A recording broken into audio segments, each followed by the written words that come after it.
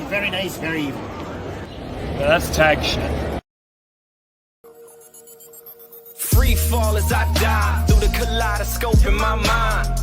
No rope up to climb. Gotta remind myself that I'm fine. Mama, I don't really.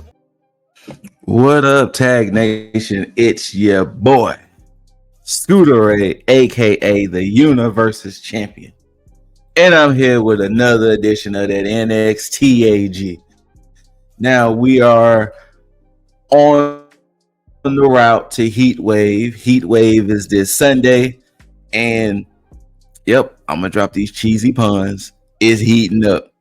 And don't worry, at the end, I'm gonna go through. I think they have all 6 listed, but if not, I'm gonna go through the 6 matches listed for Heatwave to let y'all know what's going on. But first up, I mean, literally, like, first up, like, they was fighting backstage. Yoshiki Inamura, Josh Briggs, Philadelphia street fight. The friendship is just completely dissolved. Like, the friendship is dissolved. Briggs is was just fed up with Inamura for being too honorable. You know, he's mad that he comes from Japan and he's fighting with honor. And Briggs was like, scratch all of that. And yeah, they're here. Look here. I don't know if Briggs played some 2K25 before this match started, but the amount of chairs and kendo sticks and things he threw at Inamura, and them shits was hidden. Like, he was getting chairs from underneath the ring and he was purposely throwing them at Inamura. There was a time where he had a kendo stick to where he was outside the ring and somehow, right now it was like, wait a minute, either Briggs just really has a very accurate arm, or he really wanted to hurt Inamura. I really don't know, because when I tell you Inamura was getting hit with all manners of weapons, it was something to see. There was a nice little table spot with Inamura hitting his sumo splash through a table. Unfortunately, it couldn't get the dub, but the ending moments was Briggs ended up hitting a moonsault to Inamura through a table, and that's what got him the dub. I'm kind of interested to see where does Inamura go from here, because we kind of see where Briggs is going to go, and that's going to go into when we get into the next match. But I'm kind of interested to see Inamura's thing in here. Like what route is he going? But to be honest, I can personally see Inamura, if they still got the Heritage Cup, because, you know, they never mentioned if Stacks got it out the river, that Tony D threw it in. So, you know, there's that. But if the Heritage Cup is still a thing and still around, I can 1000% see Inamura getting that Heritage Cup from Stacks, and Briggs just being enraged at the fact that, you know, Inamura got a singles championship before he did, type of energy. But like I said, put a pin in Briggs because it's going to come back in a second. Then the next segment we had was a segment with pretty much, it's a 6-woman tag that's happening. It's Fatal Influence versus the Elegance brand. And it was a conversation between Masha Slamovich, Santina Morella, and Ava, where Masha is going to be the special referee for that match. Then we get a Trick Willie segment where Trick Willie was basically saying that, you know, he's about to beat the young OG. He's going to go on to Heatwave. He's going to become a champ. Not only that, but then he's going to be a 3-time NXT champ as well, which I think he would be the 2nd or 3rd man to be 3-time champ. I feel like it's the third. I know Samoa Joe did it, and I want to say Shinsuke did it as well. So I think he might be the third man to be 3-time NXT champ. Then we get to this match, a rematch from when they was in Houston, Ricky Saints, Jasper Troy. And when Saints was coming out, Briggs was still out there, and Briggs bumped into Saints on the way. So that's why I was saying most likely it's probably going to lead to maybe Saints and Briggs. But this was pretty much Ricky getting his lick back. Jasper still is impressive. I mean, he's still new. I mean, coming off of LFG season 1, I want to say on NXT as a whole, less than 10 matches, including one of them being a championship match. So, you know, he's still new. He's still figuring it out. And, you know, as Booker T say, you know, he is that monster. You know, not monster, that monster. Almost like you want to say Moonster cheese, but you kind of have to, that monster, you know. Just letting y'all know, you know, Booker T, where he talks, Houston, sometimes, maybe a little bit of his own thing. I digress. Pretty straightforward match. Saints got the dub because if I remember the full closing moments, Troy did that little senton, but Saints moved, and when he did it, he landed on the steel steps. Saints hit a tornado DDT on the outside, got him in the ring, hit another tornado DDT, 1, 2, 3. Saints gets the dub.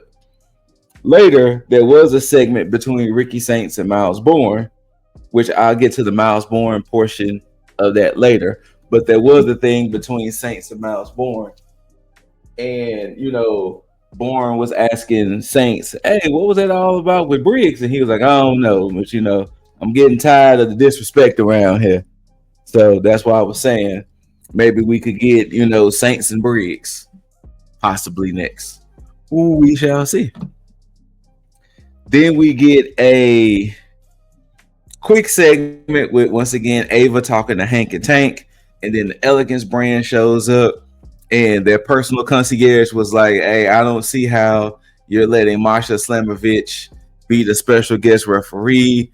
And then, you know, she pops in wearing the referee shirt and everything. And yeah, but like I said, more on that in a bit. We get to the segment with Jordan Grace and Blake Monroe. They're having a face-to-face. And pretty much Blake is like, hey, I have this contract that basically says, you know, if you touch me in any way, you know, the match will be off at Heatwave. And pretty much Jordan was kind of going into the whole aspect of Blake was kind of like, you know, body shaming her and trying to rattle her confidence. And then, you know, pretty much Jordan's perspective of the match is, I'm going to show you what ugly can do type of thing. You know what I'm saying? I'm going to show you what ugly can do come Heatwave. And to where Blake Monroe had personal security, Grace beat them all up, you know, to show off that power. And, you know, it was making it seem like Blake is kind of shook at the fact what Jordan did. But hey, we shall see at Heatwave. Then we get Fatal Influence getting ready for the match. Laney Reed comes up. Now, I find it funny how Laney Reed shows up, basically called JC the most beatable champion. Now, months later, she's trying to, in essence, get herself in JC's good graces. And it seems like she's trying to get in JC's good graces at the expense of possibly getting Jasmine kicked out, or maybe even Fallon. So I've been noticing that. When it comes to Laney. And then Zarya and Soul Ruka shows up, and pretty much Zarya, you know, she's still Soul is still speed champion. and the women's North American champion. And it was some exchange, and then Lainey was saying something about, well, at least JC defends her titles or something like that. And it was like, get this shit out of here. Like, get this shit out of here. Then we get to the 6-woman tag match. We have Fatal Influence. We got the champ, JC Jane, Fallon Henley, Jasmine Nix, the TNA Knockouts tag champs of Ash by Elegance. Oh my God, I just forgot her name just that fast. Heather by Elegance. And then you have M by Elegance. Once again, they have their personal concierge. And then Masha Slamovich as special guest referee. Now, for those who remember, Ash by Elegance is former Dana Brooke. You know, after she was released, she's been in TNA ever since. Ash by Elegance, that's been her gimmick and name and all of that since. And once again, Ash, Heather, and M, along with their personal concierge, make up the Elegance brand. Little TNA rundown. Pretty standard 6-woman tag. Now, this match is happening because at Heatwave, JC will be defending the TNA Knockouts Championship against Masha and Ash. So that's why this is happening. So we're here. Pretty standard 6-woman tag. Now, I will say this. It was good for those who haven't seen the Elegance brand before. They were able to see them here. And once again, pretty standard. It of course, I've always loved when a wrestler is the special guest referee, because it's like they embodied what happens with a referee. It's like the distraction levels are there. It's always funny, and meaning the closing moments was Ash hits the swanton, I think, on Jasmine, but she was distracted by Fallon, and I want to say it was either M or Heather on the outside fighting on the announce table, and it was like, Masha, you have nothing to. Why are you worrying about the other 2 women that are fighting on the outside? Because neither one of them were the legal competitors. So when she finally turned around, it was a 2 count for the swanton. Jasmine slowly crawls over, tags JC while Ash is in Masha's face. Rolling encore. Fatal Influence wins. And that was pretty much the thing with that. So yeah. We do get a segment of the NQCC, which is now just Ren and Charles, or Charles as she calls them. And Charlie Dempsey was back there talking to Kendall Gray, basically telling her about her losing to Alba Fire, which made the mistake that I didn't correct. Alba won that match last week, not Kendall. Yeah. But it basically talking about how you should hold your hose tighter and this, that, and the third. And then Ren is like, well, how you gonna tell Kendall Gray when she was like 61-0 in college? And Dempsey was like, I don't care about no college. I was 600-0. I was sick. He said some crazy number like that. He's like, this is the big leagues now. And Kendall walks off. Here comes the NQC. Nope, sorry, the NQCC was already there. Here comes the Cullen, and they was like, man, it's only just 2 of y'all left. Like, that's crazy. That speaks to your leadership, Charlie. And pretty much that was about it. Nothing really crazy with that. Now we get to the peace treaty. Yep, peace treaty.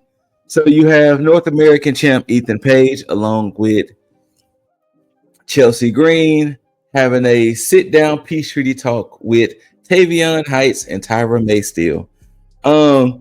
Pretty much it divulged into Chelsea and Ethan basically saying how they're better than the Americans and all of this and all of that. And of course, that's firing up Tavion and Tyra.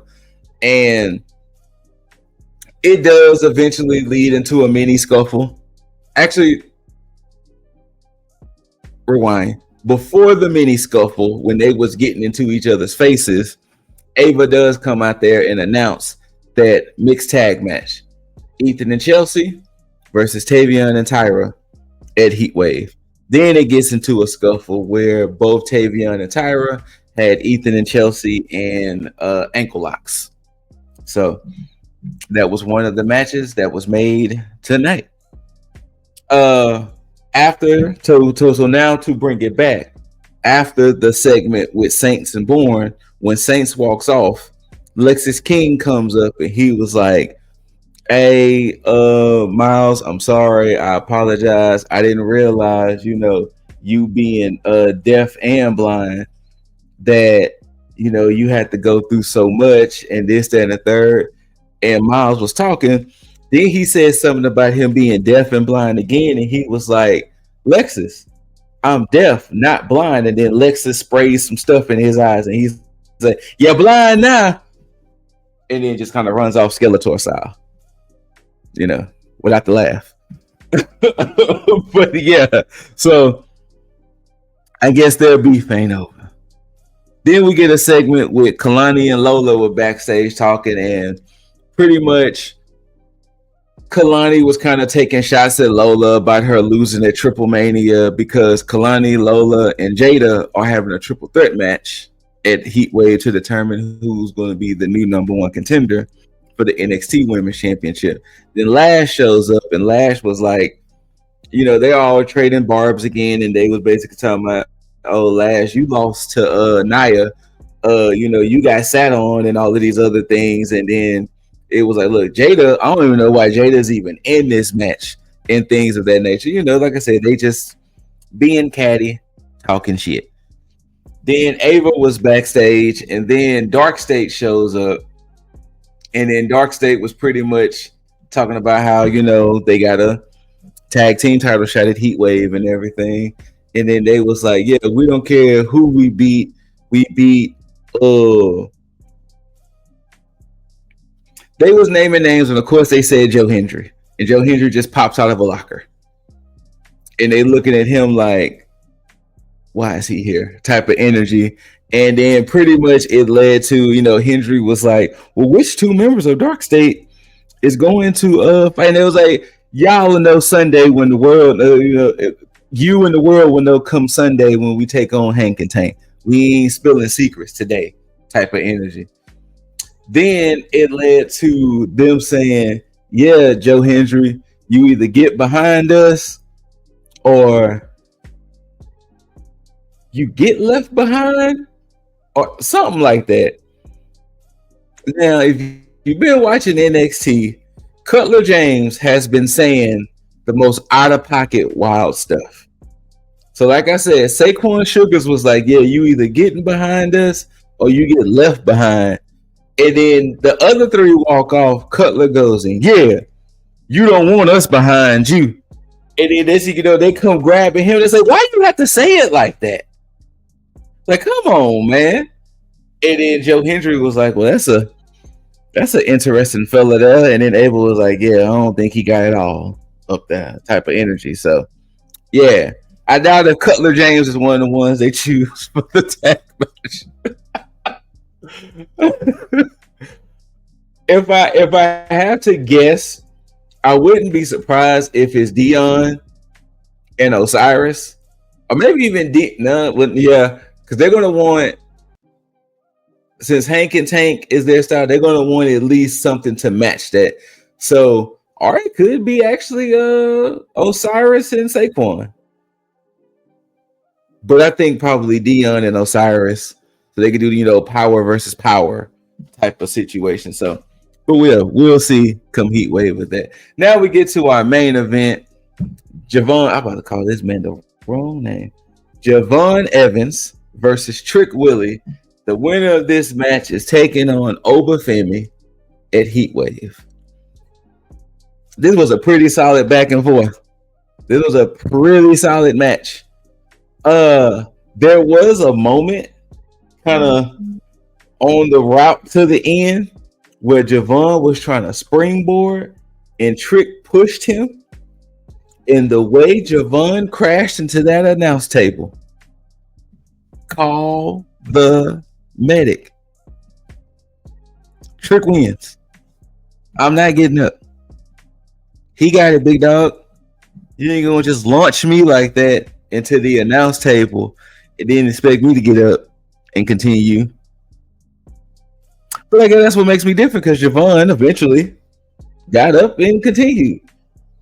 And still some good back and forth. Now, funny parts about this match, I don't know if this match meant to go on sooner, but I'm looking at the clock. So now, those who know, who have been watching NXT on CW, come 9 o'clock, that show just whoop. So I'm looking at the clock, and they still going at it, and it's like 8:57. Trick was pulling down the knee pads to try to go for the trick shot, but it was reversed.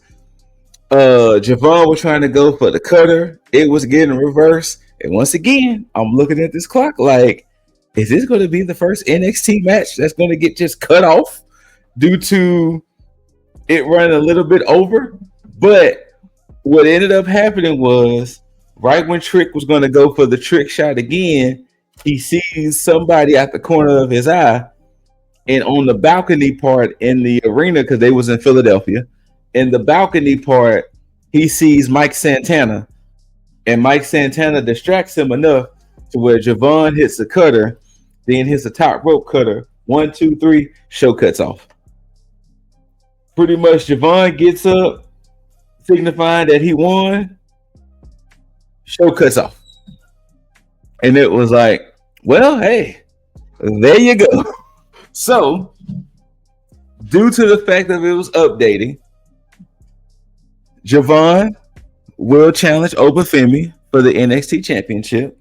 Like I mentioned, Tyra May Steele and Tavion Heights are taking on Chelsea Green and Ethan Page. We're also going to get, if the image pops up, we're going to get the Juggernaut taking on Blake Monroe. And once again, very personal, very just, Jordan wants to prove her wrong type of situation. Then Dark State taking on Hank and Tank for the NXT.A.G championships. We're going to get a ladies triple threat. Jada Parker, Lola Vice, Kalani Jordan to determine who will be JC James' next opponent. And they didn't say when. They just said, they're going to get a shot. And for the TNA Knockouts Championship, JC is defending against Ash by Elegance and Masha Slamovich. So those 6 matches are happening Sunday at NXT Heatwave, where it's going to heat up. It's going to heat up. It's going to be fire. At least I'm hoping it's going to be fire. That's just me. It's going to be fire. But yeah, that was pretty much NXT this week. Heatwave Sunday. I don't think nothing has been announced for the next PLE, which I wouldn't be surprised during this PLE they announce potentially a September one, or maybe they may just skip September and go to October. Who knows? Because they usually do Halloween Havoc. So unless they do Halloween Havoc as a TV special or specials, then Halloween Havoc will probably be the October PLE. But whether you loved it or hate it, don't forget to rate it, thumbs up, thumbs down, like, share, subscribe, all of that. Make sure you tag that notification bell so you can be notified for all videos that get posted. Shout outs to the Brodies, shout outs to the Brethrens, Lip Dizzle, Jaeger Bombastic, Juggernaut, and Leo. And shout out to all of you out there. Simple and plain. Shout out to all of y'all. You know what I'm saying? Make sure you love one another, love yourself, take care of one another, and take care of yourself.